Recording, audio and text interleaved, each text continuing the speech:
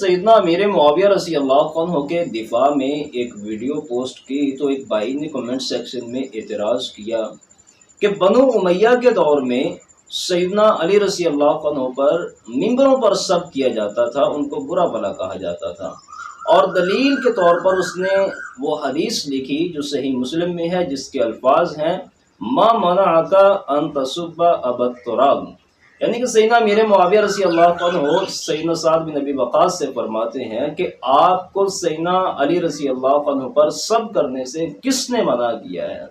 اب وہ یہ دلیل بیان کر رہا تھا کہ دیکھیں سیدنا علی رضی اللہ عنہ پر گالی گلوچ دینے کا حکم سیدنا امیر معاویہ رضی اللہ عنہ دیا کرتے تھے۔ تو میں نے اس کے جواب میں اس کے سامنے ایک روایت رکھی جو صحیح بخاری کی حدیث ہے، جس کے الفاظ ہیں فاستب علی و عباس۔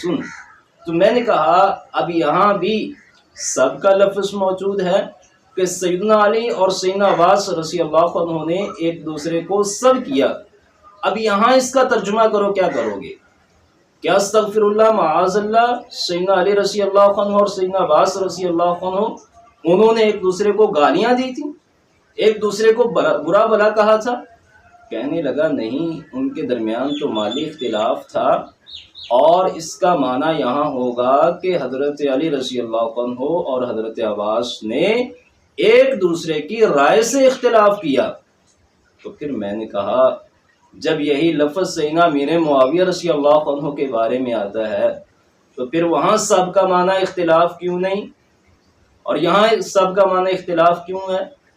تو کہنے لگا حضرت علی اور حضرت عباس کے مابین تو مالی اختلاف موجود تھا۔ تو پھر میں نے کہا کیا سیدنا علی رضی اللہ عنہ اور سیدنا امیر معاویہ رضی اللہ عنہ کے مابین سیاسی اختلاف موجود نہیں تھا؟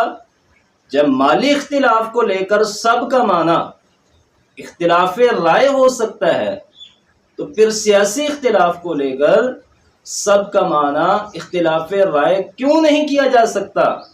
ما منعک ان تسب ابا التراب، کہ آپ کو سیدنا علی رضی اللہ عنہ کی رائے سے اختلاف کرنے سے کس نے منع کیا ہے؟ ان کے اجتہاد سے اختلاف کرنے سے کس نے منع کیا ہے؟ یہ صحیح ترجمہ ہوگا۔